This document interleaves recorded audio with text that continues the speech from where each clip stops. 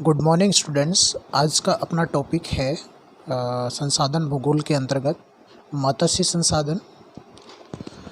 मत्स्य संसाधन प्राचीन काल से ही मनुष्य का एक महत्वपूर्ण खाद्य पदार्थ भी रहा है और एक तरह से कहें कि जिस तरह से मनुष्य ने अपनी जो जीवन की यात्रा शुरू की थी वो नदियों के जो उपजाऊ घाटियाँ थी वहीं से शुरू की थी और भोजन के रूप में उसने इसको एक अपना प्रमुख हिस्सा भी बनाया था। तो वर्तमान में यह एक महत्वपूर्ण खाद्य पदार्थ बन गया है और आधुनिक जो समय है उसमें मनुष्य ने विभिन्न प्रकार के खाद्य पदार्थ जो विकसित किए हैं उनमें से मछली भी एक है जिसका अपना एक महत्वपूर्ण स्थान है। वैसे तो ये मनुष्य का प्राचीन व्यवसाय रहा है। प्रारंभ में अगर हम व्यवसायों की बात करें तो मनुष्य 3 प्रकार के ही व्यवसाय करता था। जैसे जंगलों से वो कंद फल फूल एकत्रित करके उनसे अपना पेट भरता था, शिकार करता था यानी कि आखेट करता था, और नदियों से क्या करता था, मछलियाँ पकड़कर भोजन के रूप में उनको ग्रहण करता था। तो ये जो व्यवसाय थे वो एक तरह से प्राचीन काल की एक विशुद्ध अर्थव्यवस्था के रूप में उनका हिस्सा रहे होंगे। प्राचीन जो आदिम जनजातियाँ थीं उन्होंने इन तीनों व्यवसायों को मिश्रित रूप में अपनाकर अपना जो आजीविका का साधन था उसको एक तरह से क्या किया, स्थापित किया। विशिष्ट भौगोलिक वातावरण में किसी एक विशिष्ट व्यवसाय की क्या रहती है, प्रमुखता रहती है। जैसे हम बात करें अगर नदियों वाले जहाँ पानी अधिक है तो वहाँ पर क्या होगा कि जो पानी के अंदर जो जीव जंतु हैं वो मनुष्य के एक तरह से व्यवसाय का क्या बन जाएंगे, हिस्सा बन जाएंगे। इसी प्रकार वन क्षेत्रों में जो लोग रहते हैं वो भी जंगलों में रहने वाले जो जीव जंतु हैं उनसे शिकार करके अपना क्या करते हैं, पेट भरते हैं या उनसे व्यवसाय करते हैं। तो इस प्रकार मनुष्य का जो विकास है उसके साथ साथ जो उसकी आर्थिक गतिविधियां हैं उनका भी क्या होता है, विकास होता है और इसमें जो वातावरण है उसका अपना एक विशेष स्थान है। वर्तमान में जिस तरह से जनसंख्या बढ़ी है और खाद्यान्न का जो उत्पादन है वो भी बढ़ा है लेकिन उस अनुपात में नहीं बढ़ा है और दुनिया भर में जो उसकी मांग है उसकी जो पूर्ति है वो संभव नहीं हो पाती है। ऐसे में जो मत्स्य जो व्यवसाय है उसने उन क्षेत्रों में जहाँ ये प्रचुर मात्रा में पाया जाता है खाद्यान्न के विकल्प के रूप में इसने अपने आप को क्या किया, स्थापित किया है। वैसे मछली एक ऐसा खाद्य पदार्थ है जो शीघ्रता से क्या होता है, ख़राब हो जाता है। इसलिए इसको संभाल के रखना या लंबे दिनों तक इसको सहेज के रखना एक मुश्किल कार्य है। लेकिन वर्तमान में जो तकनीक आई है उनसे इस कार्य को भी क्या किया गया है, संभव बना दिया गया है। जिस तरह से प्रशीतन गृह स्थापित किए गए हैं, हम काफ़ी दिनों तक इसको डीप फ्रीज करके रख सकते हैं। अब बात करते हैं मत्स्य जो उद्योग है उसका महत्व, इस व्यवसाय का महत्व क्या है। वर्तमान में जब से प्रशीतन जो अब टेक्नोलॉजी है यानी कि फ्रीजिंग जो टेक्नोलॉजी है उसका विकास हुआ है, इस व्यवसाय का जो महत्व काफ़ी अधिक बढ़ गया है। इसीलिए जो मछलियों का जो व्यापारिक जो व्यवसाय है वो काफ़ी लंबा चौड़ा हो गया है और ये काफ़ी हज़ारों किलोमीटर दूर तक इस व्यवसाय को एक तरह से क्या किया गया है, ये मछलियों का आदान प्रदान करने में क्या मिली है, सहायता मिली है। जब हम मत्स्य व्यवसाय के महत्व की बात करते हैं तो अलग अलग भागों में इसके महत्व का हमें पता चलता है। जैसे भोजन, वर्तमान में मछलियां मानव का भोजन का एक प्रमुख हिस्सा बन गया है। विश्व में करोड़ों लोग मछलियों पर ही निर्भर हैं। विश्व में पकड़ी जाने वाली कुल मछलियों का लगभग 75% भाग खाने में प्रयोग होता है, यानी कि जो मछलियां पकड़ी जाती हैं उसका लगभग 3/4 भाग खाने में प्रयुक्त होता है। कुल पकड़ी जाने वाली मछलियों का लगभग 38% फ्रेश रूप में खाया जाता है यानी कि ताज़ा रूप में खाया जाता है और 18% मछलियों को नमक से सुखाकर उनको सुरक्षित रखा जाता है। 10% मछलियों को डिब्बों में बंद करके सुरक्षित रखते हैं और 9% को हिमीभूत यानी कि उनको डीप फ्रीज करके जो दुनिया के विभिन्न बाज़ार हैं उनमें क्या कर दिया जाता है, बेचा जाता है या भेज दिया जाता है। तो संसार का कोई भी देश ऐसा नहीं है जहाँ मछलियाँ नहीं खाई जाती हों। इसलिए पूरे विश्व में जहाँ से मछलियाँ पकड़ी जाती हैं, भेजी जाती हैं, सर्वाधिक जो मछली खाने वाले देश हैं उनमें जापान है, ब्रिटेन है, जर्मनी है, संयुक्त राज्य अमेरिका है। तो इन देशों में जो प्रति व्यक्ति जो खाने का जो औसत है वो अन्य देशों की तुलना में क्या है, ज़्यादा है।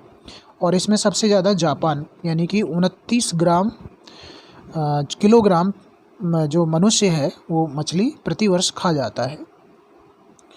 इसी प्रकार मछलियों से औषधियों का जो निर्माण है वो भी किया जाता है, दवाइयाँ तैयार की जाती हैं। इससे विटामिन ए तथा डी का व्यापक स्तर पर उत्पादन मछली के तेल से किया जाता है। जापान इसमें सबसे अग्रणी राष्ट्र है। इसके बाद स्नेहक तेल यानी कि जो कुछ तेल ऐसे हैं जो चिकनाई के लिए इस्तेमाल किए जाते हैं, अर्थात मशीनों में उन स्नेहक तेलों का क्या किया जाता है, प्रयोग किया जाता है, जिससे कि जो मशीनें हैं वो घिसती नहीं है और उनका जो कार्य करने की क्षमता है वो लंबे समय तक बनी रहती हैं और ख़राब नहीं होती हैं। अर्थात स्नेहक तेलों का जो निर्माण होता है मशीनों को चिकना करने के काम में आता है। इसके अलावा मछलियों से जो हमारा उर्वरक है, खाद, वो भी तैयार किया जाता है। मछलियाँ जो होती हैं जो खाने में प्रयुक्त नहीं होती हैं या ज़्यादा पकड़ ली जाती हैं, उन मछलियों को सुखाकर विभिन्न प्रकार की जो विधियां हैं उनसे हम उर्वरक तैयार करते हैं और ये जो खाद होता है काफ़ी उपजाऊ होता है। इस खाद से जो फसलें हैं या जो विभिन्न प्रकार के जो भी अपने जिसको हम ऑर्गेनिक खेती कहते हैं उसमें डालते हैं, तो इसका जो उत्पादन है, फसलों का जो उत्पादन है वो क्या होता है, बढ़ जाता है और फसलों की जो क्वालिटी होती है वो भी क्या होती है, अच्छी होती है। तो इस तरह से मछलियों को सुखाकर हम क्या करते हैं, खाद भी तैयार करते हैं, उर्वरक भी तैयार करते हैं। इसके अलावा मुर्गियों का जो चारा है, मछलियों से जो मुर्गियों का चारा है वो भी तैयार किया जाता है, जिससे जो मुर्गियां होती हैं वो क्या होती हैं, हष्ट-पुष्ट होती हैं। इसके अलावा साबुन उद्योग में भी जो तेल है उसका, मछलियों का जो तेल है उसका क्या किया जाता है, प्रयोग किया जाता है। तो इस प्रकार मछलियों का एक विशेष रूप से उपयोग विभिन्न कार्यों में किया जाता है। इसलिए खाने के अलावा इसका व्यावसायिक महत्व भी है, व्यापारिक महत्व भी है, जो अभी आपने अलग अलग क्षेत्रों में इसको देखा है। अब बात करते हैं कि मत्स्य जो व्यवसाय है उसके लिए जो अनुकूल दशाएं हैं वो क्या होनी चाहिए। ये बहुत ही इम्पोर्टेंट है, क्योंकि सभी अनुकूल जो दशाएं हैं वो मछली पालन के लिए या उसके पकड़ने के लिए अनुकूल नहीं मानी जाती हैं। कुछ विशेष परिस्थितियां हैं जहां पर इनका विकास होता है और ये अच्छे से क्या होती हैं, विकसित होती हैं। मत्स्य व्यवसाय जो है विश्व में कुछ मुख्य स्थानों पर ही क्या होता है, विशेष रूप से देखने को मिलता है। यूँ तो पूरे विश्व में मछलियाँ पाई जाती हैं, लेकिन मुख्य रूप से इसको दो भागों में बांटा गया है, शीतोष्ण कटिबंध की मछलियाँ और उष्ण कटिबंध की मछलियाँ। तीसरे नंबर पर हम इसको आंतरिक जो हमारे जो जल के क्षेत्र होते हैं, जिसमें झीलें हैं, नदियाँ हैं, तालाब हैं, उनमें भी मछली पकड़ने का कार्य किया जाता है। लेकिन इसमें सबसे जो महत्वपूर्ण है वो ये है कि समशीतोष्ण कटिबंध के जो जलीय क्षेत्र हैं और जो उपध्रुवीय क्षेत्र हैं, उन प्रदेशों की जो मछलियां होती हैं वो बहुत ही पौष्टिक होती हैं और खाने में स्वादिष्ट भी होती हैं। इसलिए विश्व में समशीतोष्ण और उपध्रुवीय जो क्षेत्र हैं, इन क्षेत्रों से पकड़ी जाने वाली जो मछलियां हैं उनकी डिमांड पूरे विश्व में बनी रहती है, क्योंकि ये क्वालिटी और पौष्टिक होती हैं। मछली पालन के लिए जो अनुकूल दशाएं, उसमें सबसे पहले नंबर पे है छिछले समुद्र, यानी कि जहाँ तक पानी के अंदर प्रकाश और ऑक्सीजन जीवों को मिलती है वहाँ तक समुद्री जीव क्या होते हैं, विकसित होते हैं। और अधिक गहराई में चूँकि प्रकाश और ऑक्सीजन दोनों की कमी हो जाती है, तो वहाँ उस गहराई में जो जीव हैं वो अधिक विकसित नहीं हो पाते हैं। इसलिए समुद्रों में जितने भी जीव हैं वो आपके जो उथले समुद्र हैं, जिन्हें हम छिछले समुद्र कहते हैं, जिनकी गहराई कम होती है वहाँ पर ये क्या होती हैं, विकसित होते हैं।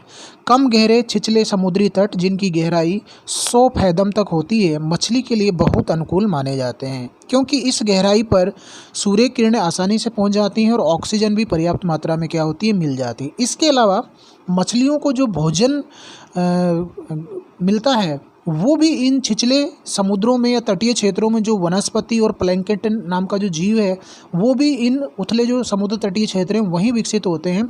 ऐसे में ये क्षेत्र मछलियों के विकास के लिए सबसे उपयुक्त माने जाते हैं। गहरे समुद्र में पाई जाने वाली मछलियाँ भी होती हैं, लेकिन वो ज़्यादा महत्वपूर्ण नहीं होती हैं और उनका जो या यूँ कहें कि भोजन और व्यापारिक महत्व बहुत ज़्यादा नहीं है।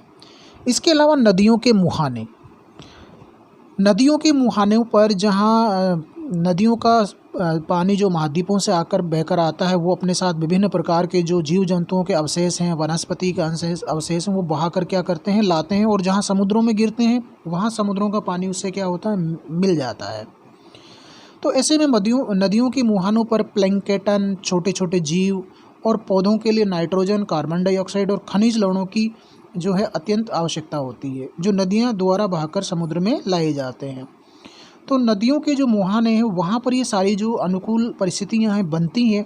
तो ऐसे में मछलियाँ नदियों के मुहानों के पास भोजन के लिए क्या करती हैं, निरंतर क्या करती हैं, आती हैं और वहीं पर अपना क्या बना लेती हैं, आवास बना लेती हैं। तो और जो नदियों के विभिन्न प्रकार के सड़े गले पदार्थ हैं जो बहकर आते हैं वो मछलियों के भोजन का क्या बन जाते हैं, हिस्सा बन जाते हैं। तो जो नदियों के मुहाने हैं वो भी मछलियों के एक आश्रय स्थल के रूप में जाने जाते हैं और वो वहाँ पर अपना क्या करते हैं, प्रजनन करते हैं, अपना विकास करते हैं। इसलिए नदियों के मुहाने पर बड़ी संख्या में मछलियाँ पाई जाती हैं। इसके अलावा बात करते हैं समुद्री धाराएँ। जहाँ ठंडी और गर्म समुद्री धाराएँ मिलती हैं वो स्थान मछलियों के रहने के सबसे उपयुक्त क्षेत्र माने गए हैं, क्योंकि ऐसे जो मिलन क्षेत्र हैं जहाँ पर दो भिन्न प्रकार की भिन्न स्वभाव वाली धाराएं आकर मिलती हैं वहाँ पर प्लैंकटन नाम का जो जीव है वो बहुतायत मात्रा में क्या होता है, पैदा होता है। और ये जो प्लैंकटन नामक जीव है मछलियों का सबसे पसंदीदा भोजन माना जाता है। तो ऐसे में जहाँ जहाँ ये परिस्थितियाँ विश्व में बनती हैं उन क्षेत्रों में मछलियाँ की जो संख्या है वो बड़ी मात्रा में देखने को मिलती है। हम उदाहरण के लिए देख सकते हैं कि जापान के और न्यूफाउंडलैंड के उत्तरी क्षेत्रों में जहाँ गर्म और ठंडी धाराएं आकर मिलती हैं वहाँ मछलियों की जो प्रचुरता है वो बहुत अधिक हो जाती है। जापान के पास क्यूराइल और क्यूरोसिवी की ठंडी धारा मिलती है और न्यूफाउंडलैंड के पास गल्फ स्ट्रीम और उत्तर से आने वाली जो ठंडी धारा है वो आकर मिलती है। तो दोनों के मिलन स्थान पर ये एक विशिष्ट परिस्थिति बनती है जहाँ पर मछलियाँ बड़ी मात्रा में पाई जाती हैं। जलवायु, मछलियों के लिए सबसे जो उपयुक्त जलवायु वो शीतोष्ण जलवायु मानी जाती है, लेकिन ऐसा नहीं है, उष्णकटिबंधीय समुद्रों में मछलियाँ पाई जाती हैं लेकिन उनका जो महत्व है वो ज़्यादा नहीं है। जैसा कि मैंने आपको पहले भी बताया था कि शीतोष्ण कटिबंधीय प्रदेशों की जो मछलियाँ होती हैं वो स्वादिष्ट भी होती हैं और पौष्टिक भी होती हैं, जबकि उष्ण प्रदेशों की जो मछलियाँ होती हैं वो खाने में ज़्यादा स्वादिष्ट नहीं होती और साथ ही साथ क्या होती हैं, जहरीली भी होती हैं। इसलिए जो खाने वाले लोग हैं वो ठंडे प्रदेशों की मछलियों को क्या करते हैं, ज़्यादा प्राथमिकता देते हैं। जलवायु अनुकूल होने के कारण शीतोष्ण जो प्रदेश हैं उनमें मछलियाँ अधिक मिलती हैं, क्योंकि वहाँ पर उनको सभी प्रकार की मछलियों के जो प्रजनन है, उनका विकास है, उनका पोषण है, वो सब जो परिस्थितियाँ हैं वो उनके लिए क्या मानी जाती हैं, अनुकूल मानी जाती हैं। इसलिए जो सबसे अधिक विकसित क्षेत्र हैं मछलियों के लिए वो शीतोष्ण कटिबंधीय क्षेत्र ही माने जाते हैं। उदाहरण के लिए हम यूरोप की बात करें, यूरोप में ब्रिटेन, पश्चिमी यूरोप, ब्रिटेन, जापान, उत्तरी अमेरिका शीतोष्ण कटिबंध में स्थित हैं। इनके कटे फटे तट हैं। इन प्रदेशों की जलवायु भी शीत प्रधान है। इन प्रदेशों में जो उथले समुद्र तटीय क्षेत्र भी पाए जाते हैं। निकटवर्ती जो वन प्रदेश हैं उससे अच्छी नावें प्राप्त हो जाती हैं, यहाँ के लोग अच्छे नाविक भी हैं। शीतोष्ण प्रदेशों में अधिकतर क्षेत्रों में तटीय भागों में कृषि योग्य भूमि की कमी रहती है, इसलिए लोग जो समुद्रों की ओर क्या होता है, झुकाव हो जाता है, अर्थात जो खाद्यान्न की कमी है उसको समुद्रों से मछली पकड़कर क्या किया जाता है, पूरा किया जाता है। इसके अलावा इन क्षेत्रों में रीति रिवाज और धार्मिक क्षेत्र भी ऐसे हैं कि जो इनकी जो मछलियों की जो खपत है वो अधिक मानी जाती है। इसके अलावा श्रेष्ठ पोताश्रय विश्व के इन भागों में जो अच्छे बंदरगाह हैं जहाँ पर कटी फटी तरीके आसानी से नावें खड़ी की जा सकती हैं, कुशल नाविक हैं, अधिक स्थानीय मांग है, प्रशीतन की सुविधा है, तीव्र परिवहन की साधन की सुविधा है और वैज्ञानिक विकास, इन सब कारणों ने इन प्रदेशों में